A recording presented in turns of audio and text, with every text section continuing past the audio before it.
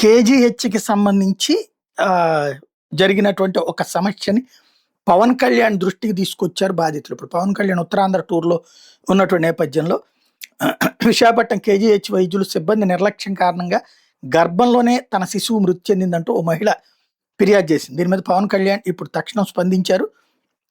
బాధిత మహిళను కుటుంబంతో సహా సోమవారం రాష్ట్ర సచివాలయం తన కార్యాలయానికి వెంటబెట్టుకుని తీసుకురమ్మని అధికారులను ఆదేశించారు. బాధిత మహిళతో పాటు ఆమె కుటుంబ సభ్యులతో మాట్లాడి గర్భస్థ శిశువు మృతికి సంబంధించిన వివరాలు తెలుసుకుంటానని చెప్పారు. శుక్రవారం రాత్రి విశాఖపట్నం ముగించుకుని తిరుగు ప్రయాణంలో ఉండగా ఎయిర్పోర్ట్ దగ్గర పట్నాల ఉమాదేవి అనే మహిళ పవన్ కళ్యాణ్ కలిశారు. గతేడాది డిసెంబర్ మొదటి వారంలో కాన్పు నిమిత్తం కేజీహెచ్లో చేరితే వైద్యుల సిబ్బంది తన పట్ల తన కుటుంబ సభ్యుల పట్ల నిర్లక్ష్యంగా అమానవీయంగా ప్రవర్తించారని కంప్లైంట్ చేశారు.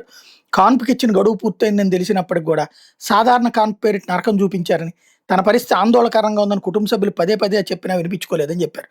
పైగా తన కుటుంబ సభ్యులను తీవ్ర పద్యాలంతో దూషించారని, కాన్పు సమయంలో తన గుండెలపైకి ఎక్కి కూర్చుని సాధారణ కాన్పు పేరిట అమానవీయంగా ప్రవర్తించారని వాపారు. చివరి నిమిషం వరకు సిజేరియన్ నిర్ణయం తీసుకోకపోవడం కారణంగా మృత శిశువుకు జన్మనివ్వాల్సి వచ్చిందని చెప్పారు. కేజీఎస్ సిబ్బంది తీరుతో శారీరక హింసతో పాటు జీవితకాలం మనోవేదన మిగిలిందంటూ తన గోడు వెళ్లబోసుకున్నారు.